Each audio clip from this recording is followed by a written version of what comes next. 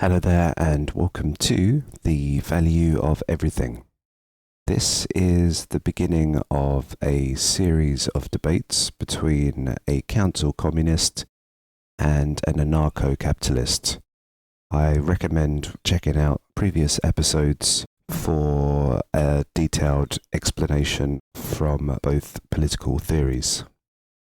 For this episode, Michael Acuña and I will be setting out our terms, our conduct, giving similarities between our theories, and then an outline of how our arguments are going to start. Following to this, we will begin the debate where we will provide critiques of each other's theory and demonstrate why our political theory is the most appropriate way to organise. Thank you. Thank you very much for participating in our first debate anyway. So one of the main things that I just found was quite important when we come to the terms was I want to have open dialogues and debates, and for you to return and say, oh, hold on a minute here, I've found this information, I want to bring this to you, how do you take this information? And we continue this debate. This debate doesn't need to be over and done with in an hour's time like a lot of debates are done. It's a continuation. This might even take a lifetime for we know. So just to make sure that we stick to the debate, I just want to make sure you can always come back to the debate me at any point. Obviously, we just need to find a time and a place, and I'll give you the time to restate your case or to change your arguments or just to provide evidence. I'm always open and I'm always there to let you restate your point. So I'm not going to shut you off once I've got an argument or edit you up and in a particular manner just to make sure that I look great. I'm more than welcoming you proving me wrong. If there's a logical fallacy in the way that I'm thinking, you can definitely pick at that and find where the problems are.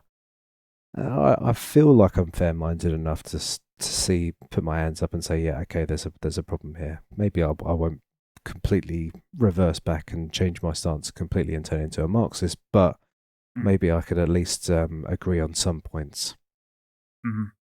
The other point, which I think is very important for the longevity of the debates as well, is that if we can just stay quite tied to the debate forum of us doing it one-on-one.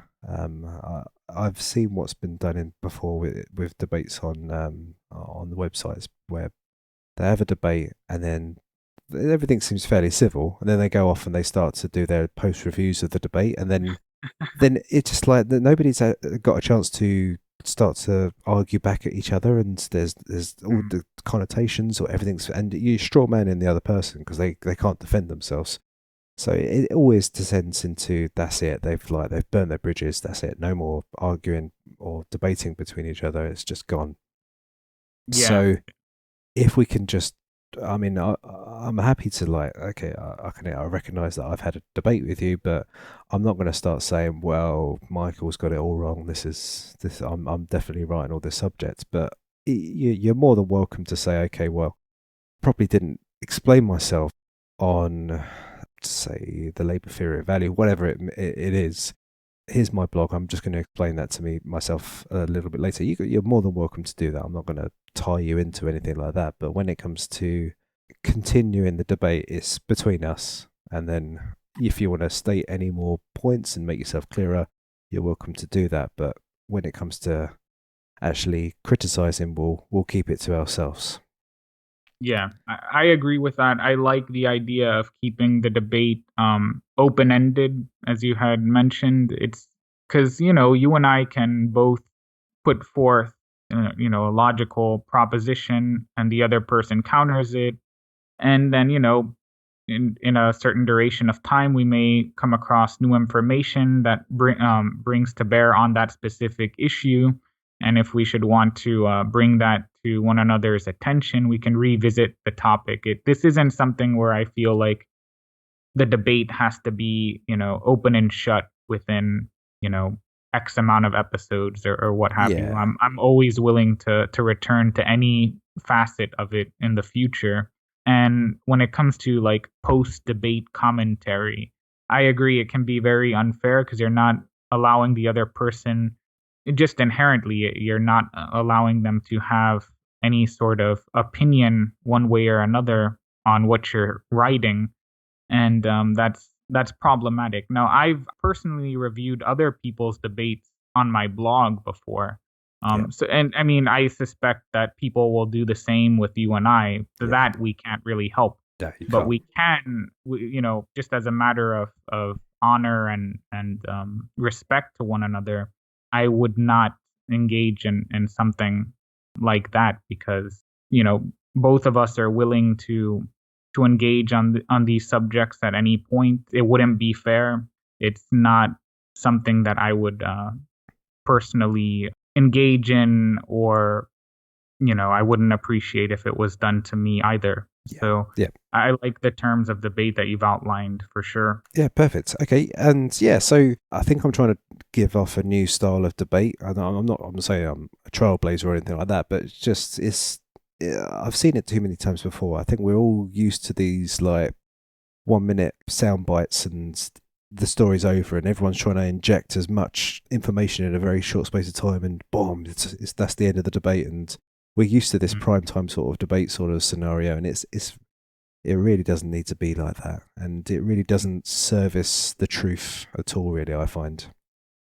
Yeah, I agree. I think that, and really, if you look at formal debate and analyze it, sometimes it descends into just a contest regarding who delivers the most effective rhetorical statements, and whoever sounds the most confident in their positions. Like Yeah, those are the sort of cues that lay audiences pick up on, and that's how they determine success in a debate.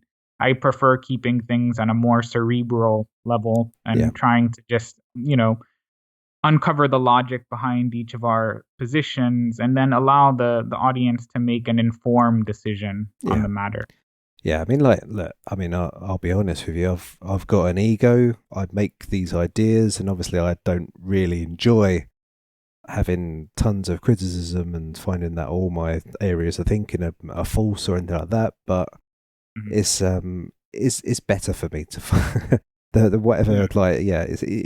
If you can't accept these things and you're just going to lock yourself in a room and stay with these theories, you're never going to progress in your life. So Mm. it's good to just put yourself out there and accept.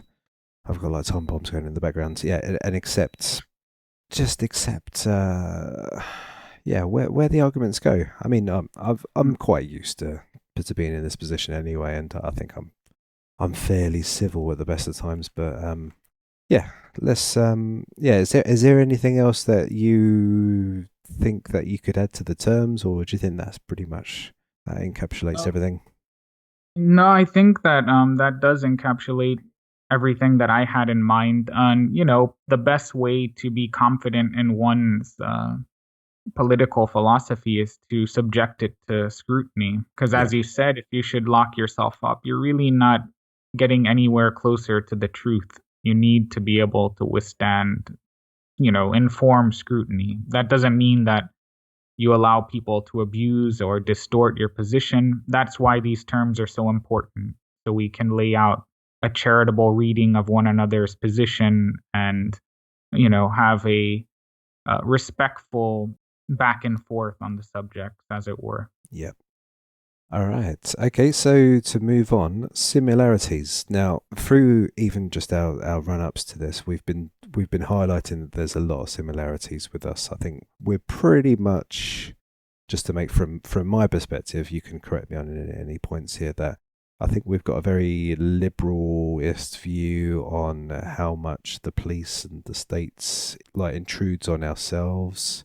This is the very unique. Well, I mean, I could be totally wrong here, but from a Marxist perspective, for being very pro guns, I've noticed that our states of the economy, we're totally in agreement on the in pretty much most of the economic situation. However, how it all has come about and where is it going to lead to, there is obviously tiny bits of differences, and I might say that there is a chance for a rebound. There's not quite from your side. Mhm. And then The one thing I would just like to touch upon as well is that you make a case, or maybe even Karl Marx makes a case, that capitalism may be better than, say, feudalism, but then there's Mm-hmm. a certain cycle for that, and it's going to decline, and then something else rebirths from that point.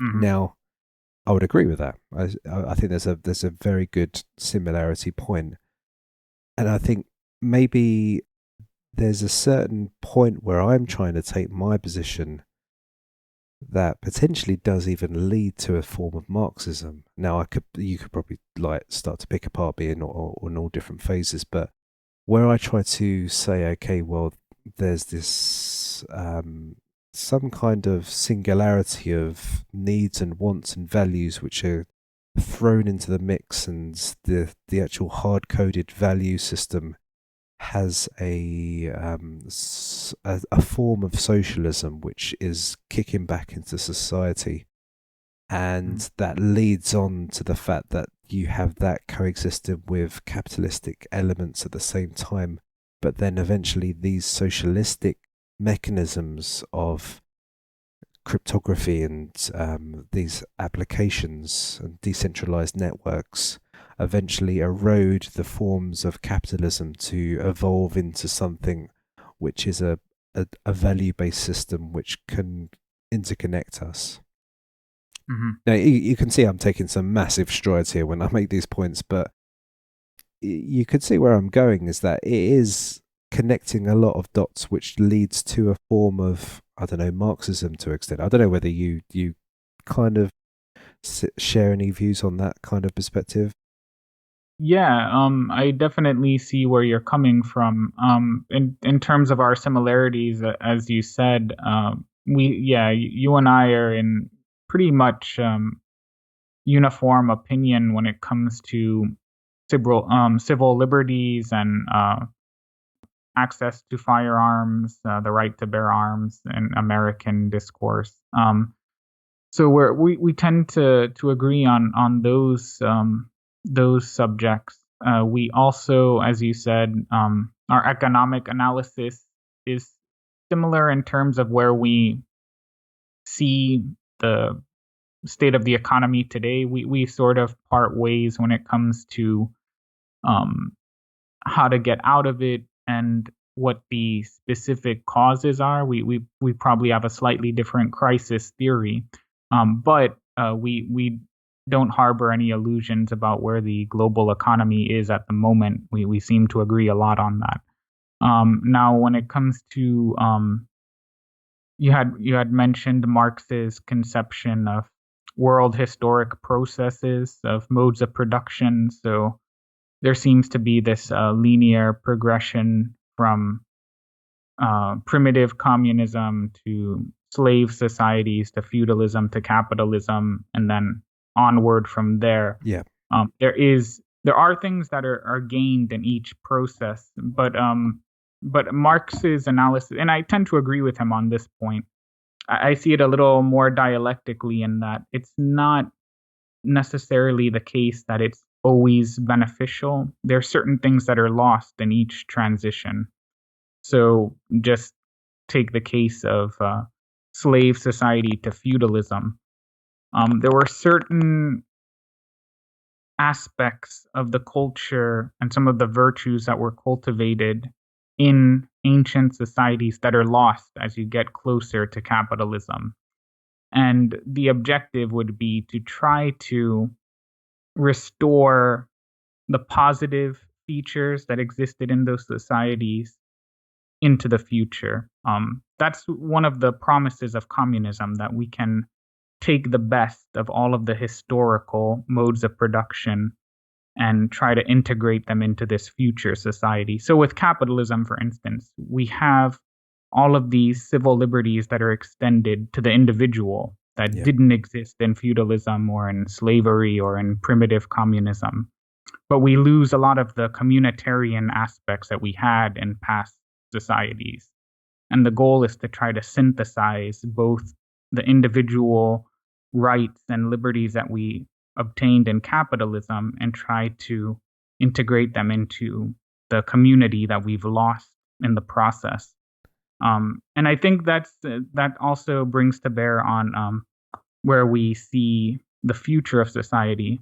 In your political philosophy, I do detect certain communitarian strands that are apparent in how you see that mode of production playing out, which it does show similarities with communism. Yeah. And I do appreciate that. And I think that a lot of people tend to overlook those similarities that communists and certain anarcho-capitalists have. And part of it is just the fault of the communists and anarchists in questions. And we don't like to, we're these movements are very tribalistic, just as any groups are in society. So we always dwell on the differences as opposed to the similarities. Yeah. Well, I think pretty much most of our discussions, I think I've been pretty much blown away by similarities more than anything else. We Yeah, had me one too. just a little while ago as well. So I Hmm. thought, here we go. We're going to talk to a Marxist, and I'm gonna start arguing from day one. But really, it hasn't been happening, which is kind of interesting, really. Oh yeah, it's fascinating. I think though that a lot of the time when you listen to other communists and anarcho-capitalists talking, often they don't do so in good faith. They are they're not hearing the other side out, and they're distorting one another's opinions, and they're trying to find discord wherever they can. And that's just a failure of communication, honestly. I see it all the time. It's really unfortunate. Absolutely. Okay. All right. So, are you happy to move on to defining the argument? Yeah, let's do it. Okay. So, I've already mentioned this to you of where my position stands. So, now in terms of where I position, you might have a different position entirely, but I'm not going to say that your position is going to just be one hell of a big pile of shit. It's not. I can definitely say that it would work. It would work definitely, particularly in a society where there's a you probably need a little bit more organization. You need a lot of people with that mindset, but essentially it can work. There's different examples throughout history where that system has worked before. So that's not going to be my position to argue. You've already stated that that can work, and I can agree that with you that that can work. However, this is where my line gets drawn in the sand, is that with crony capitalism, it works, but then there is certain things which the wheels start to fall off at certain areas, and this is probably where my defining of the argument is with the council communism. There's particular points in which I would say that, just say for example, probably the main issue that I take is the power structure. Now we can go into that in a little bit of detail in the future, but this is probably where over time the structure may work, but then at some point in the future, the power structure might corrode. There might be certain areas where the power gets too much, and some areas which the power diminishes. And this is where I try to say, okay, maybe this isn't going to be the future viable model. Now, I'll definitely welcome you to say, okay, well, here is where I'm going to substantiate that this power structure is going to always remain in place. So that's basically how I would like to set out to define the argument. So your case, I'd agree, it will work, but and what I'm going to try and to outline in the next part is where the areas are, but the main area is the essential power structure. But how would you like to define your argument? I I like um I like your proposal of stipulating from the outset feasibility, because that's one area that we are going to touch on in the debate. But I would like to just clarify from the outset that Yep. I would stipulate as well that your political philosophy and the model underlying it could work. And as you said, state capitalism works. If we look back in history, we see state socialism working in Russia and Eastern Europe. We see feudalism working for generations. We see slave societies and then primitive savage. They all work. The question is whether or not values are being met that the citizenry holds, and whether or not it contributes to our respective conceptions of human flourishing better. Yeah. And then there's also, as you said, you have some misgivings about the allocation of power and that entire mode of governance in my model. And likewise, there's certain practical concerns I have with the anarcho-syndicalist polity that's been outlined. But that's not to say I don't think it could work. And honestly, I think a lot of these sort of arguments that we've heard in the past about whether or not communism can work, a lot of that traces back to the old socialist calculation debate that Ludwig von Mises had instituted, where his entire premise was trying to argue that socialism just couldn't work in principle because of the irrationality of trying to plan without a price mechanism and a market system. So that's where I see intellectually a lot of this stemming from. Yeah. I never found those sort of arguments persuasive. I think that, the Austrians lost that conclusively in any event. And most analysts would agree if they're not, entrenched in that movement.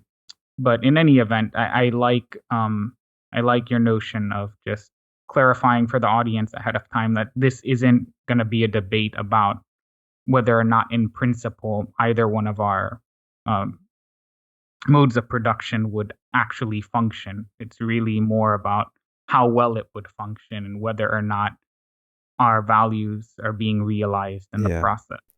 Just one thing that was coming up to mind anyway is like, it really starts to not become an objective argument after a while, because it starts to creep into the subjective arguments, because we're saying, well, this is what I stand for more than what you stand. Now, there probably is some very objective arguments at certain points. I'm not discarding that, but do you know where I'm coming from?